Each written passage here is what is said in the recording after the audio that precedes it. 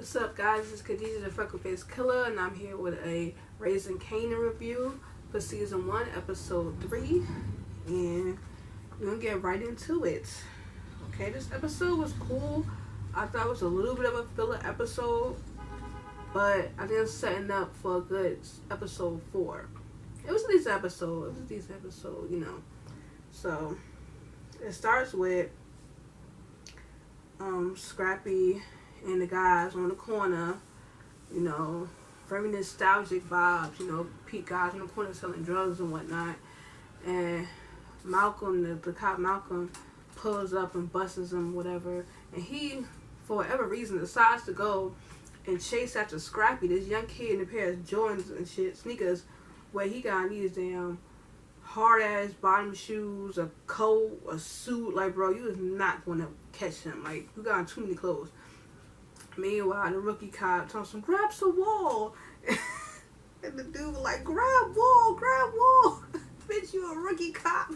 Like, clown her. It's just funny as hell. I'm like, damn, he was amused by her ass. And Scrappy wanted to obviously get away from Malcolm's old ass. And, you know, he run off happy. All he did was dust off his sneakers and keep it pushing. And then we go to the next scene of Rock and Symphony fucking. Okay, and you know he lets her know, you know, I gotta go, I got S to go tight. She's like, well, I got a computer, you can just use mine. And then Kanan just walking in his house and he sees somebody in his house he never seen before on the computer. He's like, who are you? Like, who the fuck are you? He's like, oh, I'm Symphony. Raquel says it's cool for me to use the computer. And you know, Kanan giving her grief, like, who is this guy in that house? Who the fuck is he? And Rock is like, for one, why aren't you at school? You're an hour late. Like, more importantly, this is my house. I can invite whoever I want here. Yeah, and then so he kept it pushing. She wanted taking him to school. And she sees that he had D-Wiz written on his Air Forces. You know, she was like, you know, sorry about your friend. But you know, like now the heat is off you, or whatever. But if he just listened, he could kind of get concept clues of shit, like, you know, now the heat is off me, or whatever. And after that, after Rock jocks off Kanan, she meets with her brothers to talk about the business.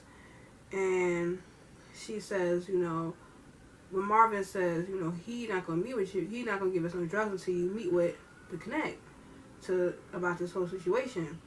And she like, damn, like, we gotta figure out how to move off these corners and like get something going quick, because they already know where to find us at. So Raquel,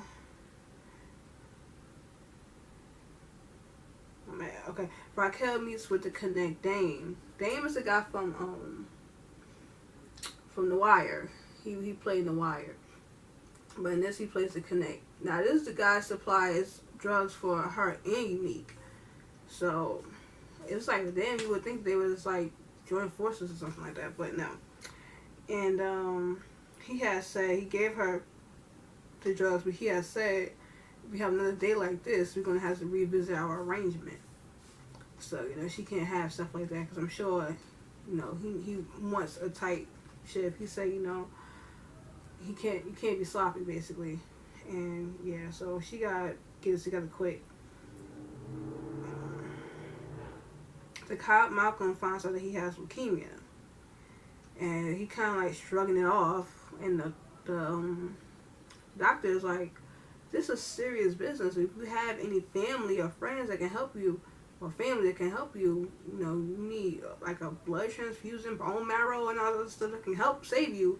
And he like, I don't got no family, like just shrugging it off or whatever. And he gets in the car and starts talking shit. Like, the cop, like, I don't even know his partner name. She was like, look, I'm tired of sitting around waiting for you. Like, had going with you run errands and shit. I'm tired of sitting in the car. Then he goes on this whole tangent like he fucking Denzel in Training Day and shit. Something, oh, Malcolm, motherfuckers respect me. Who the fuck are you? I'm like, what the fuck? Like, nigga, this is not Training Day. Like, calm the fuck down. And after that, we get to see the jukebox and Nicole You know, they in the mall and they record themselves singing. I wish they would bring that back, because when I was young going to the mall, they didn't have that. That was pretty much before my time. Like, I started going to the mall in like the 2000s. Like, you know, I rarely was going to malls like that, because back in the day, shopping areas, local shopping areas wasn't that bad. But now local shopping areas is corny, so you kind of, like the mall, you start to have to go to the mall, you know. But, you know, I would never experience that. I wish they could kind of bring stuff like that back to the mall, and like celebrities coming to the mall. You can be like, you know, just cool shit like that. But yeah, they don't have nothing. And okay, so Marvin shows up to the club. What is that lady named? Tony? Whatever her name is. That little white lady that work at the club.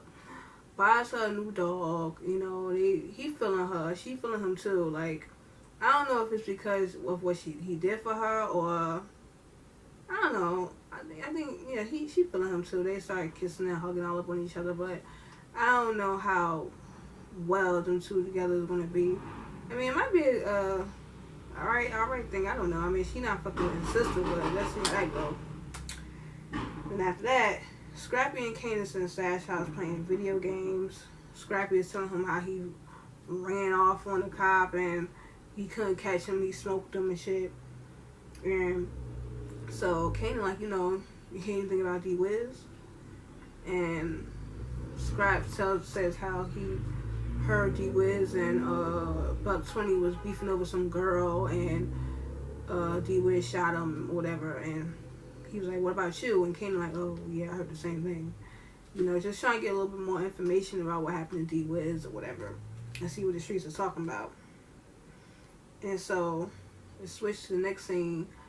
Raquel meeting with one of Dame's guys that, you know, was giving her drugs.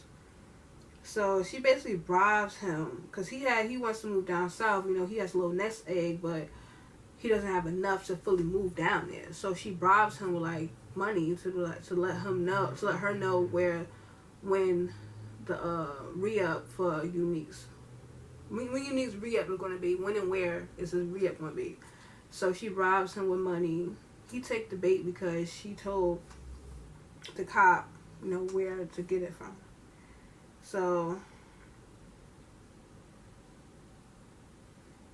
yeah, so that's when, you know, once Raquel got the information, she goes and tell Malcolm about it. And he like, why you presenting me with this? You know, he asks Rock like, what are we doing? Like, what's this circle we doing? You know what I'm saying? Like, I'm still trying to catch your ass. You know what I'm saying? You giving me a whole other drug dealer's re-up. You know what I'm saying? Like, time and date and shit. Like, what's going on here?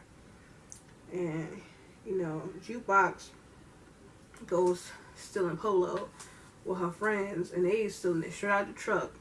And it's like her and like 4 or 5 other guys. And the last guy get out the truck. He almost got, like, he got grabbed up, but he beat up the security guy, like, was whooping his ass, like, overdoing it. And Jukebox like, look, nigga, we hot enough. Like, let's just go. And, you know, and they have a stare down and shit. And it moves to... yeah, so that's when it's like the sting operation started going down, or like the little stakeout or whatever. So the Connector's waiting for Unique's crew to finally come. So they're circling the block 4 times just to make sure everything is cool before they even do the deal, the trade-off. So as they're doing that, Malcolm was waiting in the car, and the stakeout van is just all fogged up, and Malcolm was like, turn on the air, like, why is it foggy during the stakeout? So that's what he said on the radio.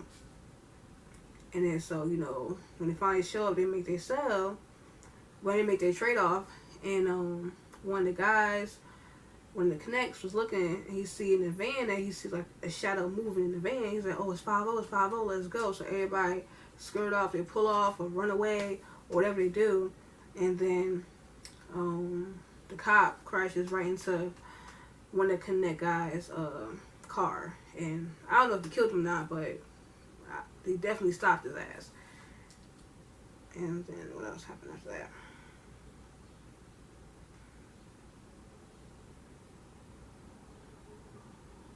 Yeah. And so Kanan, you know, I skipped a part. Oh, I for sure skipped a part.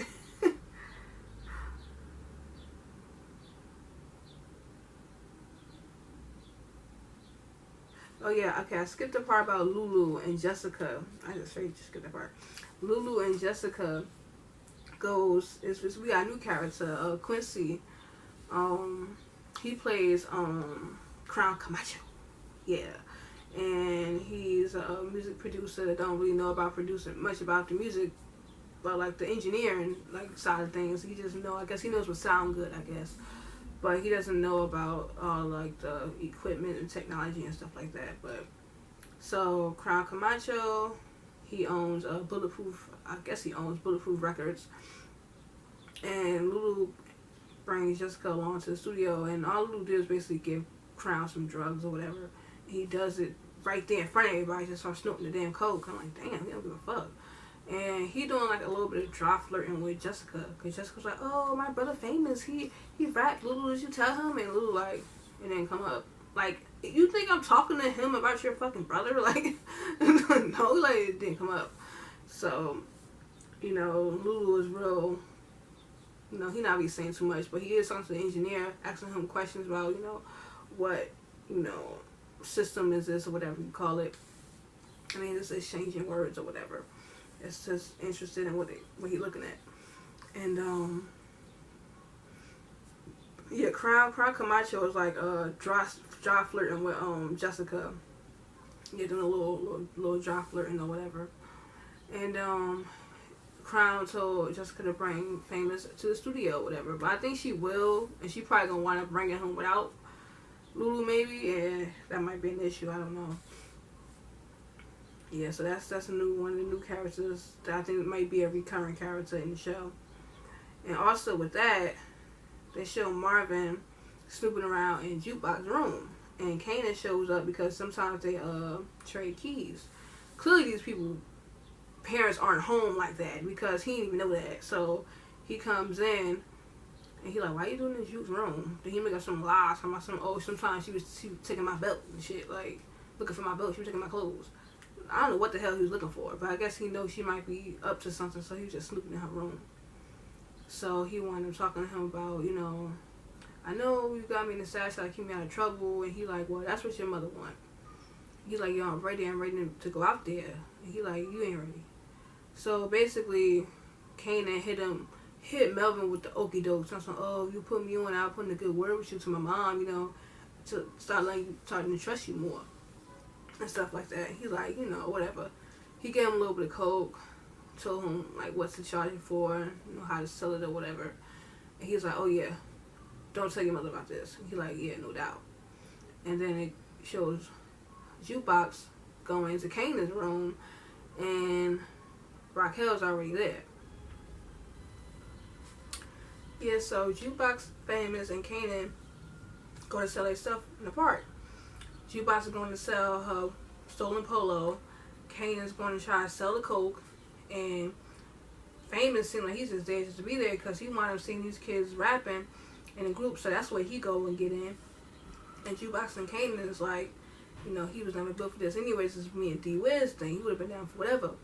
So Jukebox was like, okay, cool. Well, what you going to charge these people? He like, I don't know, 25. That's what Marvin said. And she's like, nah, you around white people. Charge them 50. They're going to pay extra for it anyway. So he's like, nah, I don't want to. I guess he didn't want to, like, scare nobody off with the price. And he like, I just want a little quick money, you know, a little something. Guess get his feet wet. But even when he did make a sale, the dude was like, that's it? You know what I'm saying? He gave him 50 for two. And he was probably willing to pay more. So, you know, he was excited to get his first sale. Whereas so Jukebox was having a hard time. Jukebox, you cannot... Listen, white people don't sell... A lot of white people don't really buy stolen shit or, like, boosted stuff. Say they do, but then again, probably, like, that's more of a urban thing. You know what I'm saying? We'll be like, oh, where you get... We don't give a fuck where you got it from, bro. If it's real, you know what I'm saying, it's at a decent price, we might fuck with it. But she was in the wrong area. She probably should have been back where she was at. But, you know, and again, she might could get robbed for her stuff, so I guess she wanted to be in a better neighborhood where she could get, you know, a little bit more money for the product. But, you know, they really wasn't feeling it. And plus, you know, a lot of the polo that she was grabbing was like more the urban polo clothes. It wasn't like the polo, probably wasn't the polo collar shirt or a little polo, you know, golf clothes. It was more like the when polo was like making hella street clothes, you know what I'm saying? She wasn't really having much luck. But Famous was in the, you know, he was rapping, and he was killing shit, you know. He was in his element. Everybody was pretty much in their element of what they was trying to get off or whatever in the park. Yeah, so, you know, Kanan gives Davina the groceries that he had just bought with the money that he made that day.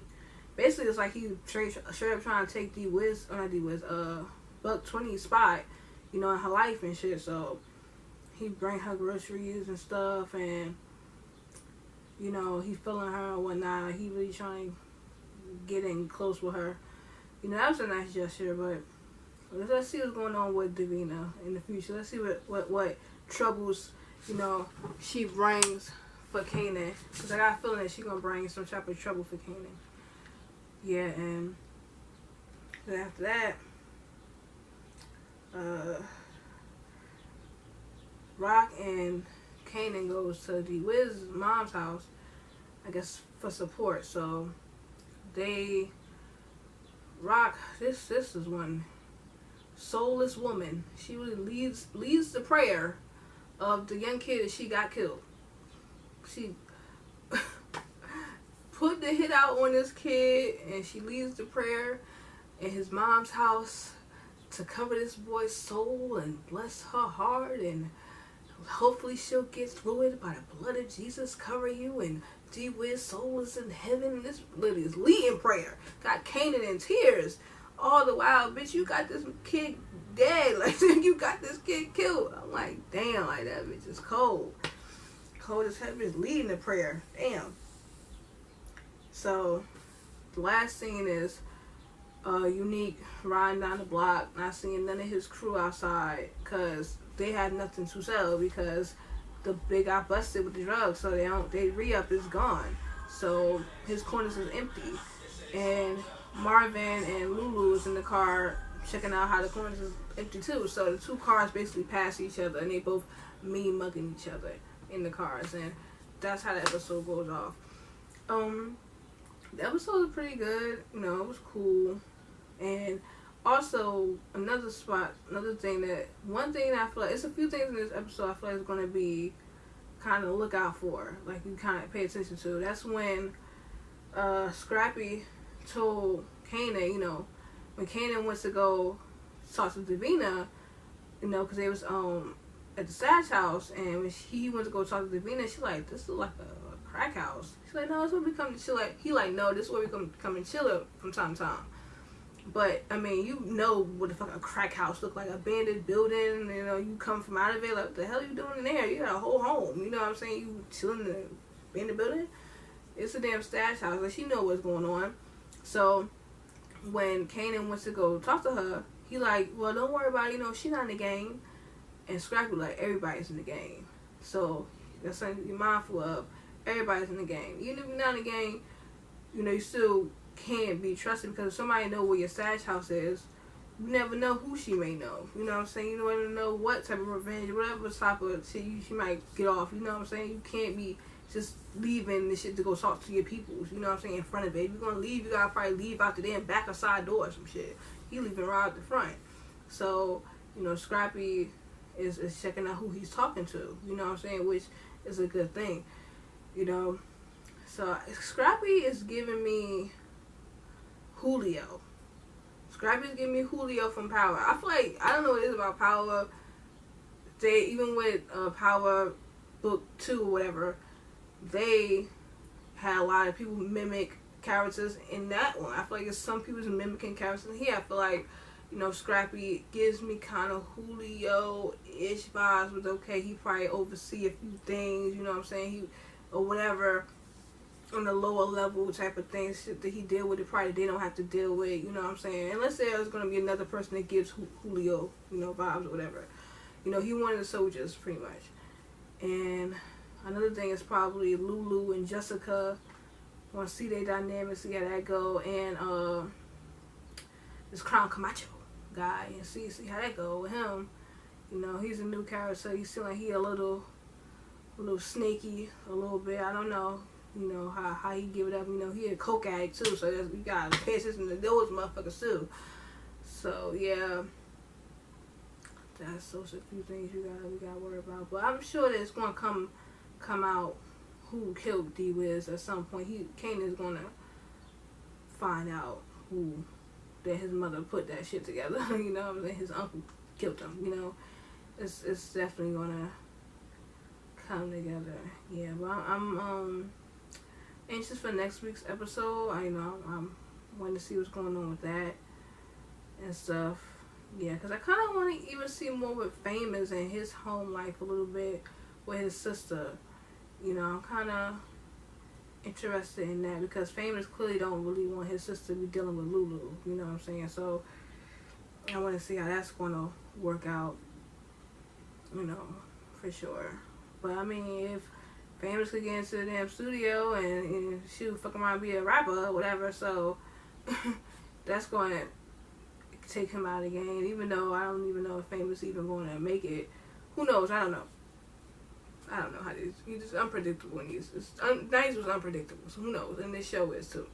Until it's power, these shows always start off unpredictable, then they start becoming predictable. So now, you know, we don't really know too much right now, but come the next few seasons, it's probably going to be easy to read into. But yeah, that was my review for Raising Kanan. You know, hopefully see you guys in the next one. I'm trying to stay consistent with this show. And I don't know if I'm going to do other shows, but I'm just starting off right now with Raising Kanan because it is a show I'm interested in. You know, I like the reality show thing and stuff like that, but I feel like I'm just so far gone in that seasons, and I done watched them and I already know them, and you know, the Potomac is out, but they like on episode like 4, but 5. So it's like some of these reality shows is already on. I feel like they're too far in the season for me to even start doing, or I probably just don't really care too deep. But you know, this show I'm definitely is I'm interested in, and plus it's a whole new series. I'm catching it from the beginning, so I'm just, you know, rock out with this one until I'm interested in adding another show to the review. So catch you guys in the next one. Thanks for watching. Bye.